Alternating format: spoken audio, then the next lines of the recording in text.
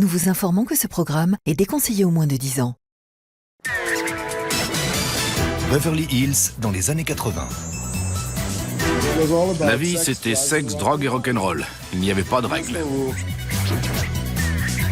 Certaines choses commençaient à prendre de l'importance, comme les vêtements que vous portiez, les boutiques et restaurants que vous fréquentiez. C'était ça, Beverly Hills.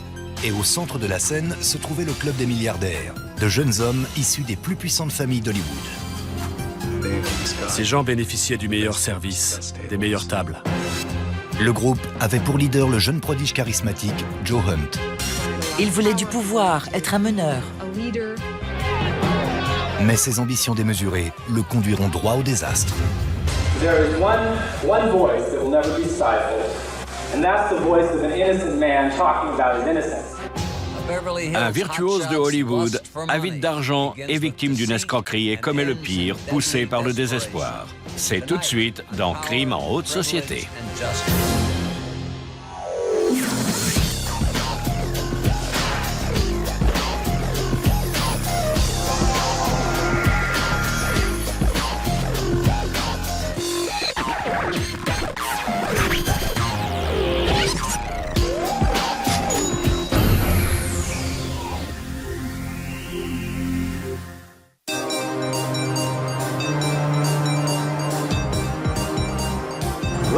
Bienvenue à Beverly Hills.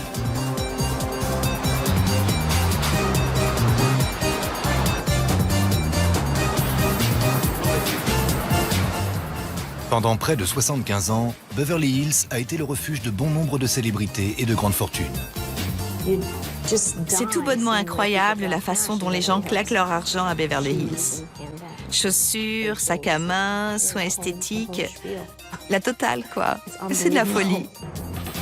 En une décennie de consommation ostentatoire, Beverly Hills devient la capitale mondiale du shopping. L'objectif de chacun était de faire étalage de sa richesse, d'exposer sa fortune de façon indécente. On frôlait la décadence, les gens en faisaient beaucoup trop. C'était ça les années 80. Une atmosphère électrique de crainte et de cupidité plane sur Beverly Hills. Et en 1984, ces tensions atteignent leur paroxysme à cause de l'ambition d'un homme et la disparition d'un autre.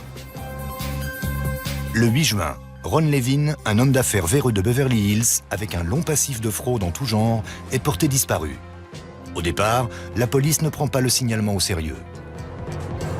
Je me souviens de Ron Levin à l'époque où je vivais à Beverly Hills. Il conduisait une voiture de luxe verte.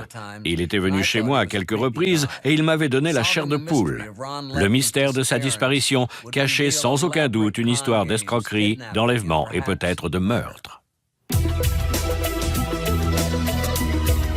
Ron Levin est aperçu 2 soirs plus tôt en compagnie d'un jeune homme d'affaires prénommé Joe Hunt. Ce dernier est un personnage séduisant mais mystérieux de Beverly Hills.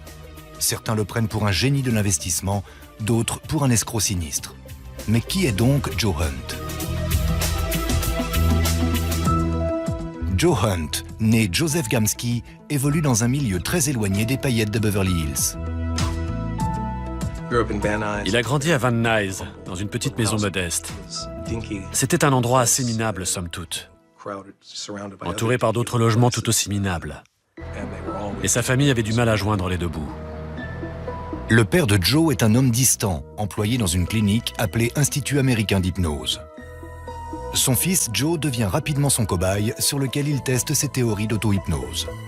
Il enseignait à Joe l'art de l'auto-hypnose, c'est-à-dire programmer son mental pour atteindre tous ses objectifs. Il lui a aussi appris que pour parvenir à ses fins, il ne faut pas hésiter à éliminer toutes les distractions ou autres obstacles qui s'élèvent sur son chemin. À 12 ans, Joe est clairement différent des enfants de son âge. C'est un élève très brillant, possédant un esprit clair et bien organisé, bien déterminé à atteindre ses objectifs. Il décroche aisément une bourse pour étudier à la prestigieuse Harvard Prep School de Beverly Hills. Certaines des plus riches familles envoient leurs enfants dans cette école. Les élèves arrivent en voiture avec chauffeur, depuis le West Side ou Beverly Hills. La plupart vivent dans de superbes manoirs. Joe cherche à tout prix à se faire accepter par ses riches camarades de classe, mais il est maladroit et fruste. Joe sait ce dont il a besoin pour conquérir cet univers. C'est l'argent et le pouvoir. Et il veut les deux. Joe était clairement attiré par l'argent. C'est impossible de grandir dans cette ville en étant issu d'un milieu défavorisé et sans être attiré par l'argent. Mais d'après moi, l'argent ne suffisait pas à Joe. Il voulait du pouvoir. Il voulait être un meneur. Son diplôme en poche, Joe entre à l'Université de Californie du Sud pour étudier la comptabilité. À 19 ans, il décroche son diplôme d'expert comptable. Plus tard, il prétendra être le plus jeune étudiant de l'histoire de Californie à avoir réussi cet exploit. Mais comme bon nombre des propos qu'il tient, ce n'est pas entièrement vrai. Je ne crois pas qu'il ait été le plus jeune étudiant à obtenir ce diplôme. Il racontait tout un tas d'histoires. Cela faisait partie de la personnalité de Joe Hunt. Il y avait toujours une part de vérité dans ses propos, mais il n'hésitait pas à exagérer les choses pour flatter son ego. Pressé de devenir riche, Joe abandonne l'université au cours de la 2e année. Il s'est présenté à une réunion de recrutement pour une grosse entreprise de comptabilité du centre-ville et a prétendu être sur le point d'obtenir son diplôme. Personne n'a jamais vérifié, car il a immédiatement précisé qu'il était titulaire du diplôme d'expert comptable, qu'il avait eu juste après le lycée. Joe décroche le travail, mais la comptabilité le lasse très vite. En 1981, il entre au Chicago Mercantile Exchange dans l'espoir d'y faire fortune. Quand Joe débarque à Chicago, il est pétri d'une grande confiance et d'une arrogance qui lui font penser que grâce à son intelligence et ses quelques connaissances, il pourra réussir un beau coup dans la bourse de commerce. Mais ce milieu constitue une aventure très périlleuse, même pour les personnes qui maîtrisent leur job. Et Joe n'avait aucune idée de ce qu'il faisait. Il a perdu tout l'argent qu'il a essayé d'investir. Joe doit couvrir ses pertes et n'a cure des règles en vigueur. Il sollicite des investisseurs et utilise leur argent. Il n'était pas habilité à diriger un groupe d'investissement, mais il a décidé d'en monter un quand même. Et quand cette histoire est parvenue aux oreilles des dirigeants du Chicago Mercantile Exchange, Joe a commis une grave erreur. Il a d'abord essayé d'enjôler, puis d'intimider et enfin d'affronter le vice-président du CME. Et ce faisant, il a totalement anéanti sa carrière. Joe est immédiatement renvoyé de la société. J'ai rencontré énormément d'hommes comme Joe. Ils ne se laissent pas décontenancer par leurs échecs. Rien n'est jamais leur faute et les défaites ne leur donnent que plus d'audace. Joe fait donc ses valises et rentre à Beverly Hills avec de grands projets en tête. Mais Joseph Gamsky va se transformer en Joe Hunt et revenir à Beverly Hills résolu à s'en mettre plein les poches.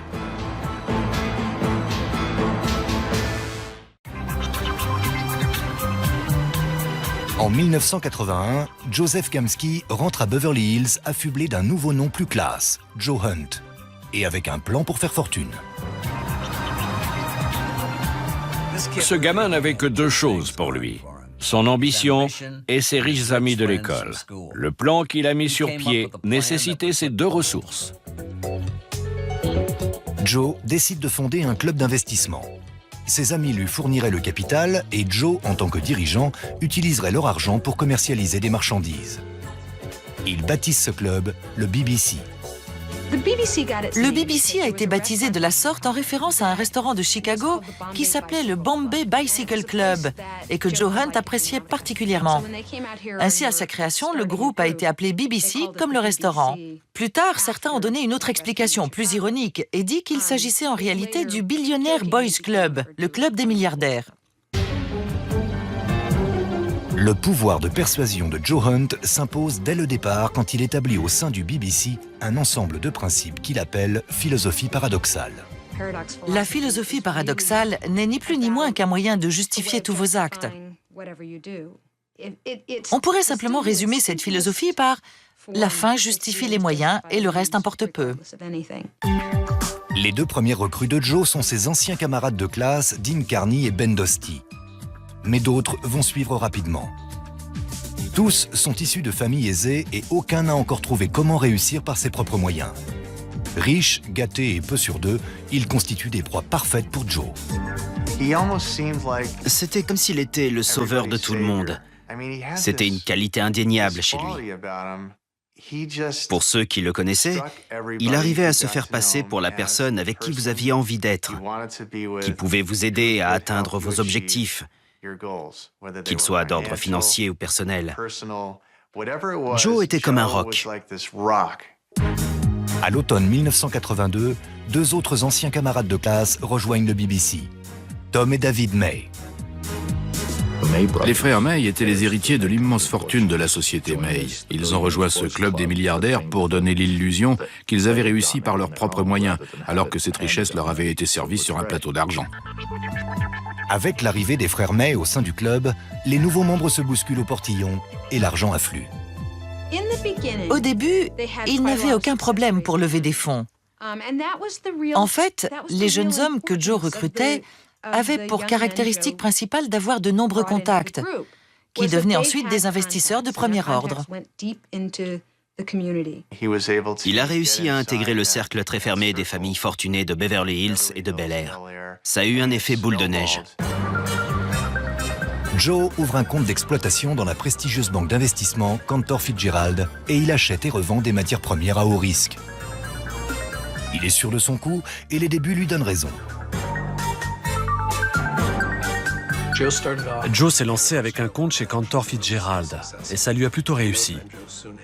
En peu de temps, il a amassé quelques millions de dollars grâce à ses comptes d'investissement. Joe décide alors de louer un ensemble très onéreux de bureaux dans l'immeuble de Wells Fargo, au cœur de Beverly Hills, pour y installer le QG du BBC. Il dépense des milliers de dollars pour s'assurer que lui et les autres membres du club aient l'apparence et le comportement de grands pontes. Des dîners hors de prix à Spago, des costumes à 4000 $, des voitures de sport allemandes. Il voulait que tout le monde ait de lui l'image de l'homme prospère qu'il pensait être. Il souhaitait que les gens l'assimilent à la réussite, qu'on le prenne pour un gros bonnet. Ces hommes formaient un groupe très reconnaissable. Ils se rendaient dans tel ou tel endroit, habillés pareil, que ce soit en costume d'affaires ou en smoking lors de sorties plus formelles. La plupart des membres du groupe étaient issus de familles très riches et imminentes, et ils savaient comment en tirer profit. Ils étaient habillés de façon impeccable, avec des costumes de grands couturiers. Ils roulaient dans des voitures de luxe dernier cri, avaient des belles montres au poignet, bref, ils avaient tout l'attirail pour impressionner le monde. Le BBC tente de lancer une affaire visant à convertir des voitures de luxe européennes en voitures standards américaines. Mais le plaisir prend le pas sur les profits. Ils avaient un parc automobile gigantesque. En fait, ils avaient acheté toutes ces berlines allemandes pour les faire réparer et ensuite les vendre. Mais ils aimaient tellement les conduire que ces voitures sont devenues le parc privé du BBC. Sont ensuite venus s'ajouter au lot quelques autres modèles de luxe allemands et anglais. L'une des secrétaires du BBC m'a un jour expliqué que tout ce que ces jeunes gens faisaient en réalité, c'était revêtir le costume de travail de papa et venir au bureau et faire semblant de travailler. Et je crois que c'est une description très juste. Les investisseurs sont satisfaits. Joe continue donc de prendre de gros risques financiers. Il faisait des paris, ou plaçait de l'argent dans des investissements qui, sur le long terme, auraient fini par être largement rentables. Mais il n'arrivait pas à se contenter de réaliser des opérations de ce genre. Il prenait de tels risques sur ses marges que tôt ou tard, au moindre petit dérapage, ça se retournerait contre lui. Et c'est ce qui a fini par lui arriver. L'argent avec lequel Joe Hunt a pris l'habitude de jouer est bel et bien réel. Et il perd des sommes monumentales dans le marché des matières premières. Bientôt, il utilise l'argent des nouveaux investisseurs pour payer d'autres investisseurs et donner l'illusion qu'il continue à faire des profits. Les gens n'hésitaient pas à lui donner des milliers de dollars, parfois même les économies de toute une vie. S'ils agissaient de la sorte, c'est qu'ils avaient une confiance aveugle en Joe et ses capacités. Pendant un certain temps, il a effectivement gagné un peu d'argent. Mais quand les bénéfices se sont arrêtés, Joe a continué de payer et a entraîné le club dans une chaîne de Ponzi. L'affaire de Joe est désormais aussi fragile qu'un château de cartes. Joe Hunt était le genre d'homme qui avait confiance en l'image qu'il renvoyait. Mais il savait que ce schéma complexe ne pourrait pas durer sans un gros coup de pouce financier. Au printemps 1983, Joe fait la connaissance de l'homme qui va changer la vie de tous les membres du BBC. Ron Levin, 40 ans, est une figure réputée des restaurants et clubs les plus branchés de Beverly Hills. Je le voyais au restaurant Le Dôme où il avait sa table attitrée. Il était en permanence là-bas. Je me souviens l'avoir vu aussi à Spago, au Beverly Hills Hotel, au Polo Lounge. Ron Levin est un homme d'affaires réputé pour avoir trempé dans des magouilles frauduleuses. Il est arrêté à plusieurs reprises pour vol et escroquerie. À l'instar de Joe, il pense que le secret du succès réside dans l'image. Il disait souvent qu'avec une montre et une voiture de prestige, tout le monde pouvait parvenir à ses fins. Selon lui, le monde fonctionnait de la sorte. Je te vole, tu voles quelqu'un d'autre. D'après lui, quand il arnaquait quelqu'un, il lui donnait avant tout une bonne leçon de vie. Ron Levin et Joe Hunt se reconnaissent beaucoup l'un dans l'autre. Ils se considéraient comme des outsiders, bien plus intelligents que les gosses de riches qu'ils fréquentaient. Quand ils se voyaient, ils étaient contents d'avoir enfin un adversaire à leur hauteur. Cet esprit de compétition s'est instauré dès leur première rencontre. Mais ce que Ron n'avait pas bien mesuré, c'était à quel point Joe était déterminé à gagner et jusqu'où il était prêt à aller pour ça. Joe a besoin de l'argent de Ron Levin. Il le harcèle pour qu'il investisse dans le BBC. Ce dernier finit par accepter. Pour Joe Hunt, Ron Levin était un peu comme un rêve qui devient réalité.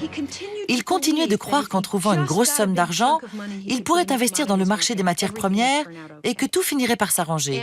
Ron Levin a accepté la demande, convaincu par les propos de Joe. Il lui donne 5 millions de dollars à investir. Ron Levin accepte de diviser les profits, mais il insiste pour utiliser son propre compte à la Clayton Brokerage. Grâce à l'argent de Ron Levin, Joe fait d'importants profits. Son relevé indique la somme monumentale de 13,5 millions de dollars et sa part s'élève à 5 millions. Il est arrivé dans les bureaux en se pavanant avec ses documents de la bourse, disant qu'il venait de gagner 5 millions de dollars et que la somme entière était destinée au BBC. Ensuite, il a organisé une réunion lors de laquelle les profits ont été redistribués et les frères May ont chacun reçu 800 000 dollars. Les hommes étaient extatiques. Pour Joe, ces énormes commissions arrivent à point nommé. À l'insu de ses partenaires, Joe a dépensé presque tout leur argent pour qu'ils aient l'apparence d'hommes à qui tout réussit, à défaut d'en être eux-mêmes. Pour Joe, les profits qu'il a réalisés à ce moment-là étaient essentiels pour pouvoir donner le change à ses investisseurs. La plupart de ces jeunes hommes n'avaient pas besoin de faire partie d'un club comme le BBC pour réussir dans la vie. Et ils ne seraient pas restés très longtemps s'il n'y avait pas eu des résultats concrets et rapides. Mais lorsque Joe demande à Ron Levin sa part des profits, ce dernier se dérobe. Les semaines passent et il continue de fournir des excuses. Au début, Joe ne se doutait de rien. Puis il a eu un doute, a refusé d'y croire, et a finalement compris que ce compte était en réalité une escroquerie. Comme Joe l'apprendra plus tard, il n'y a jamais eu d'argent sur le compte. Il s'agissait d'une nouvelle fraude montée de toutes pièces par l'ancien escroc pour arnaquer une tierce personne et dans laquelle Joe n'a servi que de pion. À ce moment-là, Joe avait un besoin viscéral de ces 5 millions de dollars pour couvrir les pertes, ainsi que les dépenses monumentales du BBC.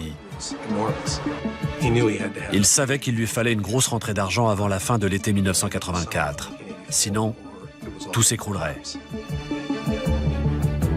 Alors que Dean Carney, sa première recrue et son meilleur ami restent solidaires, d'autres investisseurs se sentent trahis et réclament leur argent. Les membres du groupe n'avaient rien d'autre que sa parole.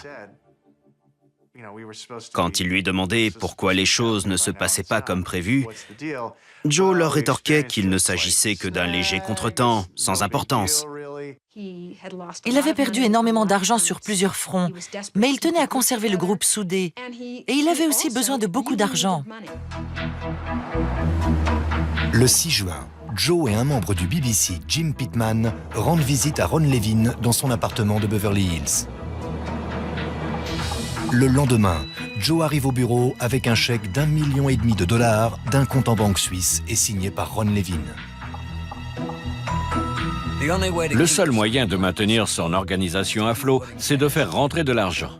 Le chèque signé par Ron Levin va assurément sauver le club des milliardaires. Mais quand Joe porte le chèque à la banque, il est refusé pour non-provision. Depuis près d'1 an, Joe Hunt et l'escroc Ron Levin jouent à qui sera le plus malin. Joe a reçu un chèque de 1,5 million de la part de Ron, mais c'est un chèque en bois. 2 jours plus tard, Ron Levin est porté disparu. Au début, la police ne s'en soucie guère. La plupart des policiers avoueront volontiers qu'ils détestent rechercher des personnes disparues. Et quand il s'agit d'un homme aussi louche que Ron Levin, disons qu'on ne se précipite pas pour le retrouver.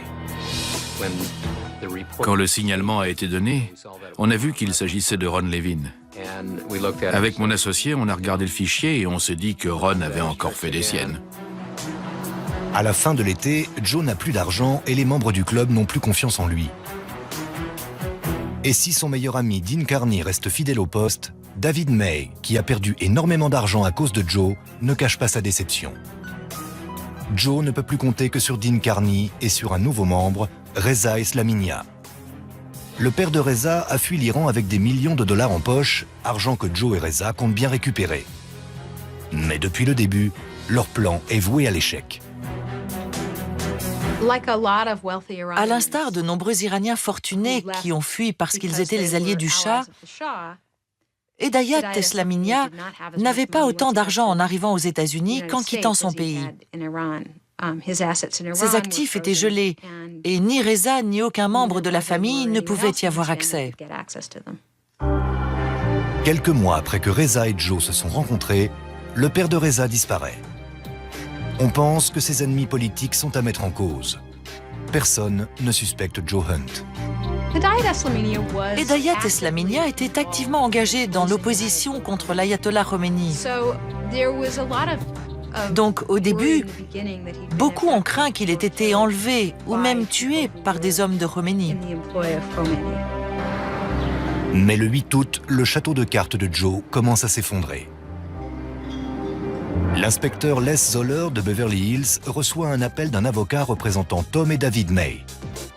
Il souhaite rencontrer le policier pour raconter comment Joe Hunt les a escroqués de plusieurs milliers de dollars. Et ils ont apparemment d'autres choses à dire au sujet de Joe Hunt, quelque chose qui, selon eux, devrait intéresser la police. Pour Joe Hunt, l'étau est en train de se resserrer. Il a arnaqué ses riches amis de Beverly Hills pendant plus de 2 ans. Croyez-moi, les riches non plus n'aiment pas perdre leur argent. On s'est retrouvés sur Sunset Boulevard chez l'avocat du père des frères May. Ils ont commencé par nous expliquer que Ron Levin avait très bien connu Joe Hunt et que lorsque Ron Levin avait ouvert un compte pour que Joe l'utilise, il avait fait appel à la société de bourse Brokerage, mais qu'il s'agissait en réalité d'un compte factice. C'était une arnaque. D'après les frères May, lorsque Joe s'aperçoit de l'escroquerie, il organise une réunion d'urgence au QG du BBC. Il était hors de lui. Pendant la réunion, Joe a révélé que lui et Jim avaient réglé le problème Ron Levin. Ils n'ont pas explicitement parlé de meurtre, mais tout le monde a compris que Levin avait été tué.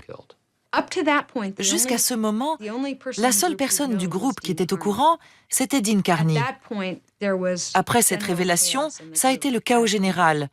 Tout le monde se demandait quelle était la meilleure chose à faire. La police est stupéfaite par les accusations de Tom et David May. Elle obtient un mandat pour fouiller l'appartement de Ron Levin. Elle y fait une découverte stupéfiante. Les policiers fouillent le bureau et trouvent derrière une corbeille à papier une liste de 7 pages. Sur la première est notée « Liste de choses à faire ». J'ai regardé cette liste qui comportait différentes tâches. C'était des choses comme fermer les stores ou tuer le chien. Bref, un ensemble d'éléments qui ont confirmé nos soupçons.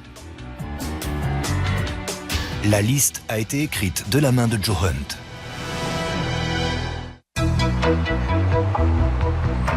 En septembre 1984, la police s'apprête à arrêter Joe Hunt pour le meurtre de Ron Levin.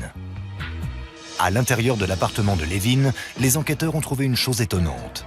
Une liste écrite de la main de Joe et détaillant toutes les étapes du meurtre. C'est étrange. Il semble que ce sont toujours des petits détails qui font tomber les criminels. À quoi donc pouvait bien penser Joe Hunt? C'est déjà un acte terrible que d'établir une telle liste, mais la laisser sur la scène du crime, cela constitue une preuve suffisante pour procéder à une arrestation. Le 22 octobre, alors que Joe sort du garage de son luxueux immeuble, la police l'arrête pour le meurtre de Ron Levin. Joe est arrogant et nonchalant, jusqu'à ce que l'inspecteur lui montre la liste. J'ai posé devant Joe Hunt une copie de la liste de 7 pages et je lui ai demandé « Que pouvez-vous me dire à propos de cette liste ?» Son visage est devenu livide.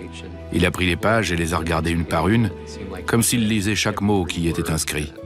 Il est resté comme ça pendant un long moment et quand je lui ai reposé ma question, à savoir « Que pouvez-vous me dire de cette liste ?»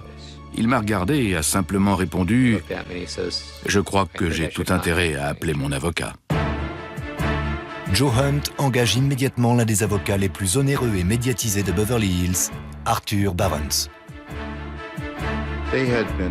Joe avait discuté avec une multitude d'avocats des peines qu'il encourait à ce moment. Et finalement, ils ont choisi de me demander de le représenter. Mais alors que son avocat tente de développer une ligne de défense, la police se rend chez le membre du BBC le plus proche de Joe, Dean Carney. Dean Carney était dans une bien mauvaise posture. Et aujourd'hui encore, le fait qu'il en soit arrivé là reste un mystère pour moi. C'est un garçon issu d'une gentille famille et je trouve incompréhensible qu'il ait pu tomber sous l'emprise de Joe Hunt et qu'il se soit laissé manipuler de cette façon. Le 26 novembre, l'inspecteur Zoller rencontre Dean chez ses parents dans le quartier d'Hollywood Hills. Il lui fait une offre impossible à refuser. Ils ont proposé à Dean un marché que personne n'aurait imaginé. S'il acceptait de témoigner, il ressortirait libre comme l'air. Il s'est rendu compte qu'il devait se sortir de ce pétrin. Soit il passait le reste de sa vie en prison, autant dire que c'en était fini de lui, soit il dénonçait son ami Joe Hunt. Il a choisi la deuxième option. Dean corrobore les propos tenus par les frères May. Joe et un membre du BBC, Jim Pittman, ont tué Ron Levin. Puis, Dean Carney continue et ses aveux ont l'effet d'une bombe.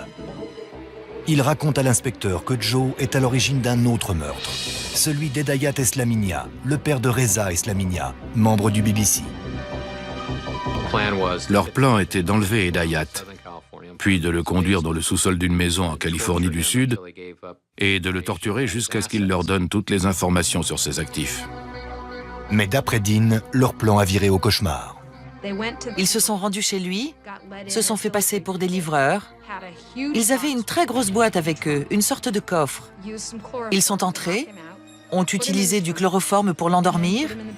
Ils ont ensuite placé le corps dans le coffre et ont mis le tout à l'arrière de la camionnette de livraison qu'ils avaient louée à Los Angeles. Hedayat est sans doute mort d'asphyxie en cours de route. Ils ont vraiment été stupides. Dès le plus jeune âge, quand on capture un papillon, on nous apprend qu'il faut faire des trous dans la boîte pour qu'il puisse avoir de l'air. Ça coule de source. Dean explique à Zoller que Joe et lui ont abandonné le corps dans le canyon de Soledad. 2 jours plus tard, il conduit l'inspecteur sur le lieu exact. J'ai regardé sous un buisson et j'ai découvert un crâne. Et à une 60aine de centimètres de là, j'ai repéré la mâchoire inférieure sur laquelle il restait des dents. C'était un élément clé qui allait nous permettre d'identifier les restes d'Hedayat Eslaminia grâce aux fichiers dentaires.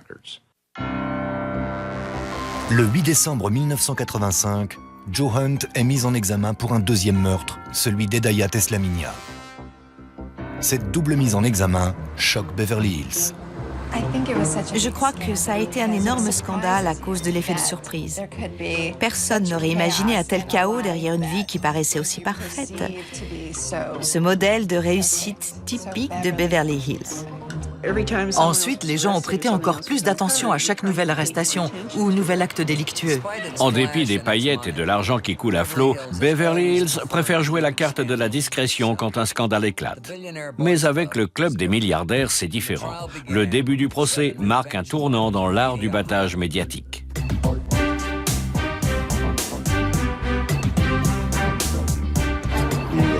La presse était fascinée par Joe Hunt, par sa philosophie et par les hommes avec qui il s'était associé. On peut dire que cette histoire était captivante par bien des aspects. Au procès, les avocats de la partie plaignante commencent par expliquer les mobiles de Joe. Ils expliquent que Ron Levin avait arnaqué Joe et que ce dernier, en colère, voulait se venger et obtenir de l'argent de Ron Levin. Lui et son garde du corps du BBC, Jim Pittman, se sont rendus à son appartement la nuit du 6 juin, déterminés à obtenir satisfaction. Ron Levin s'était toujours vanté d'avoir un compte en banque en Suisse. Joe a donc décidé d'aller voir Ron Levin et de le forcer à lui faire un chèque de ce compte suisse qu'il pourrait encaisser. Après avoir obtenu le chèque, il était évident que Joe allait tuer Ron, car d'une part, il avait besoin de cet argent, et d'autre part, il fallait que Ron Levin soit dans l'incapacité d'annuler ce chèque. Jim lui a tiré une balle derrière la tête. Ensuite, ils ont transporté le corps dans le coffre de leur voiture et ont roulé jusqu'au canyon de Soledad dans la forêt nationale d'Angeles, là où Joe et Jim avaient déjà creusé une tombe. Malgré des recherches approfondies, la police ne parvient pas à retrouver le corps de Ron Levin.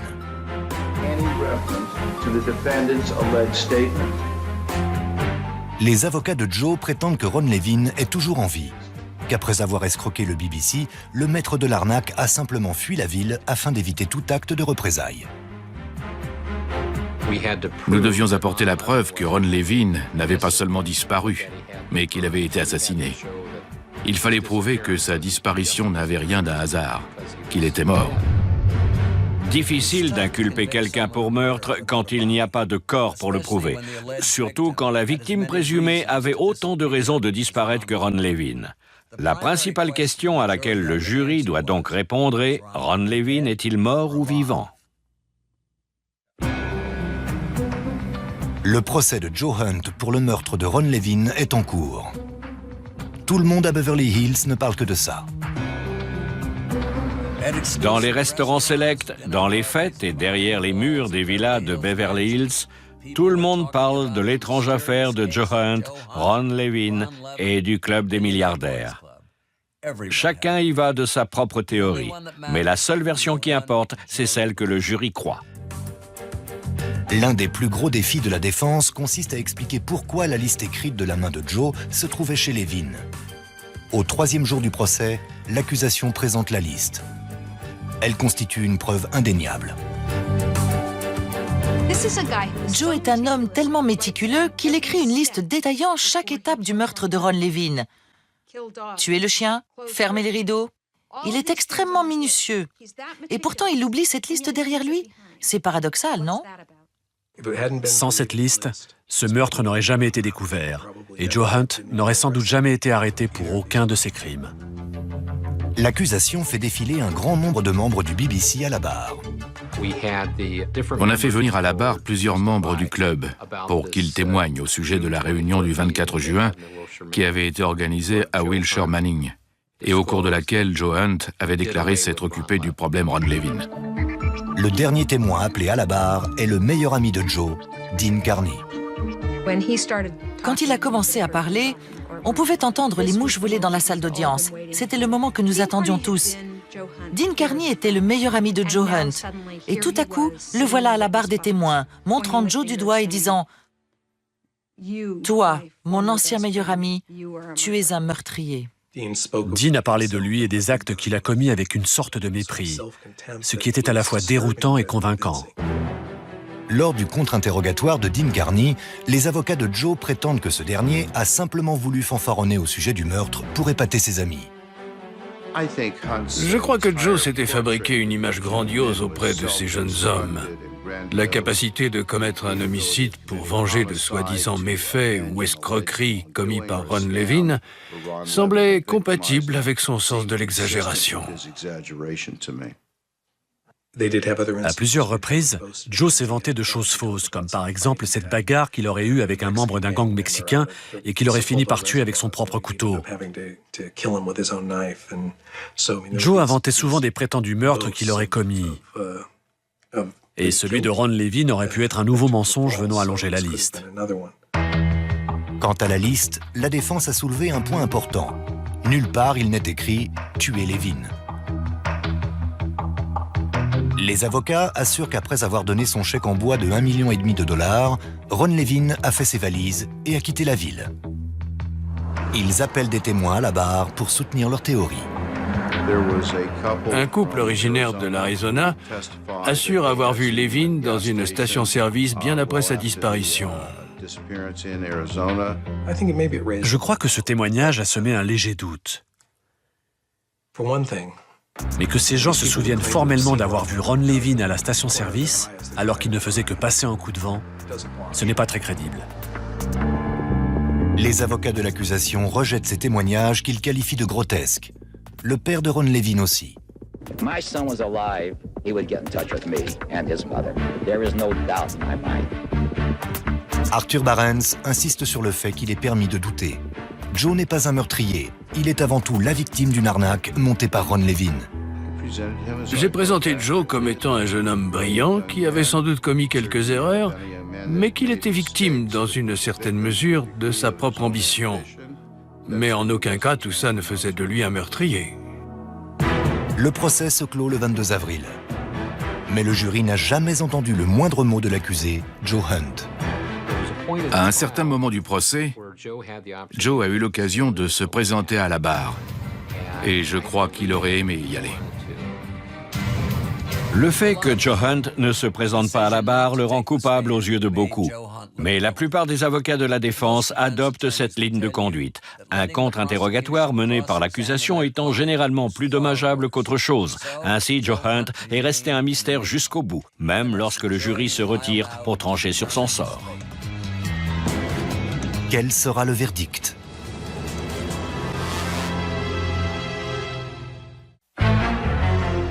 Le 22 avril 1987, le jury californien annonce qu'il est parvenu à un verdict dans le cadre du procès intenté à Joe Hunt pour le meurtre de Ron Levin. S'il est jugé coupable, Hunt risque la peine capitale. Dans tout procès, quand le jury annonce qu'il est parvenu à un verdict, l'attente est à son comble. Et cette fois, ne fait pas exception. We, the jury, in the above entitled action, find the defendant, Joe Hunt, guilty of murder in violation of Penal Code Section 187. La longue carrière d'abus et de mensonges de Joe Hunt prend fin. Mais il lui reste encore l'infime espoir que le jury le condamne à la prison à vie et non à la chambre à gaz. Pour le père de Ron Levin, un seul choix s'impose. What do I think of it? What would you like to see him get? I'd like to see him die. That's what I'd like to see him.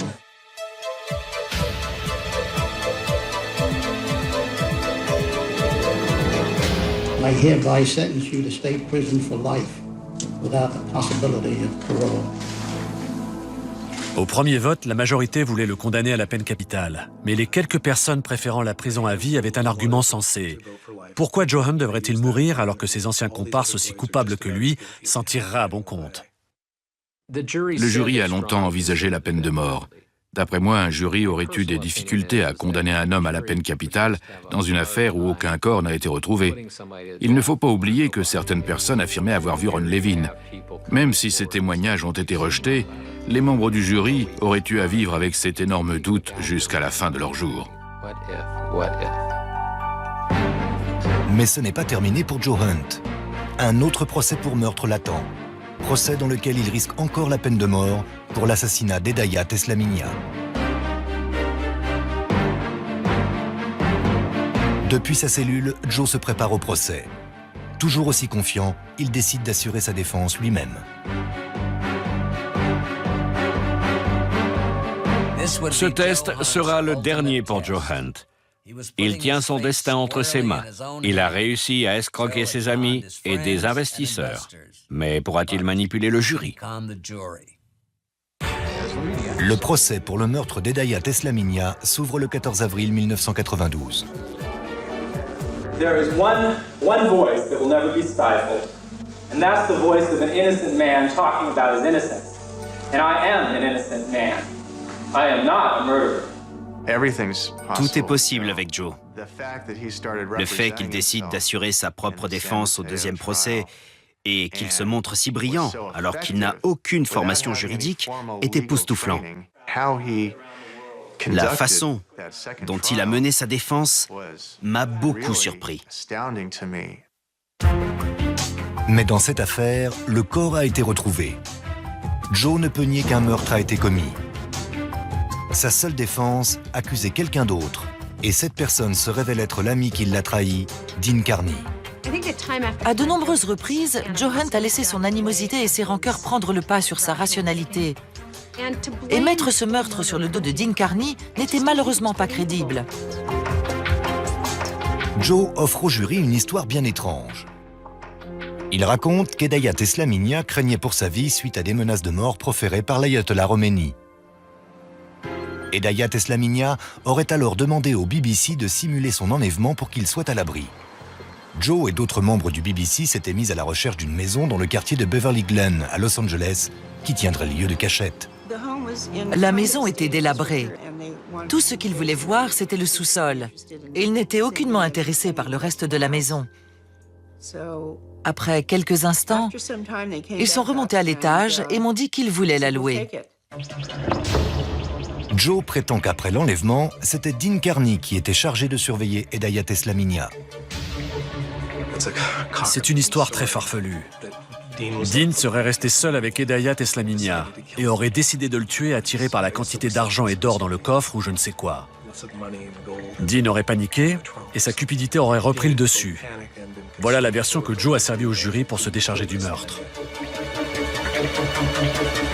Tout au long de sa déposition, Joe tient le jury en haleine. Les jurés ont tous admis à leur connaissance que Joe Hunt était l'un des plus brillants avocats de la défense. Malheureusement pour lui, son rôle de témoin n'a pas joué en sa faveur, car il a raconté une histoire vraiment absurde. Malgré son histoire extravagante, Joe est plus convaincant que jamais grâce à son charisme. Le 10 décembre 1992, le jury annonce qu'il n'est pas parvenu à un verdict. Le procès est donc annulé et l'État décide de ne pas faire appel. Joe retourne en prison où il purge une peine à vie pour le meurtre de Ron Levin. L'histoire du club des milliardaires est définitivement terminée. Pendant des années, les gens chercheront à comprendre comment Joe a réussi à attirer autant de jeunes issus de familles fortunées dans son monde d'escroquerie et de meurtre. Ce que Joe leur offrait était irrésistible. Il a abordé ces jeunes à un moment charnière et complexe de leur vie, où ils étaient vulnérables. Ce gouffre qu'il faut franchir pour passer de l'enfance à la vie adulte. Il était présent au moment propice et avait des arguments de taille pour les convaincre de le suivre. Il leur proposait une vie facile avec un train de vie semblable à celui qu'ils connaissaient déjà. Joe Hunt va passer le reste de sa vie dans une prison de Californie, bien loin du luxe et des paillettes dont il avait tant rêvé. Quant aux autres membres du club des milliardaires, aucun n'a écopé d'une peine de prison significative. Joe Hunt les a conduits au bord de la falaise, mais il est le seul à avoir sauté. Ici Dominique Dunn, merci de nous avoir suivis.